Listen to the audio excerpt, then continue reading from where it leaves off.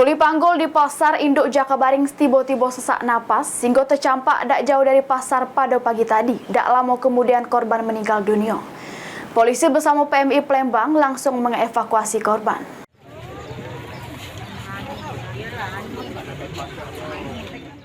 Pasar induk Jakabaring Palembang pagi tadi mendadak heboh karena ada kuli panggul yang meninggal dunia pas lagi begawi tak jauh dari terminal pasar induk. Dari data yang didapat, bermula korban lagi begawe tiba-tiba tercampak sehingga sesak napas.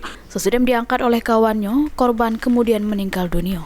Polisi bersama anggota PMI Palembang yang dapat ke informasi tersebut langsung ke TKP kemudian mengevakuasi korban.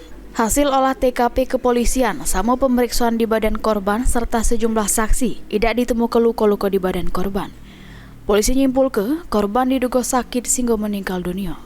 Karena pihak keluarga tidak gal otopsi korban, kemudian korban langsung digawa ke rumah duka di kawasan Sematang Borang untuk dimakamkan.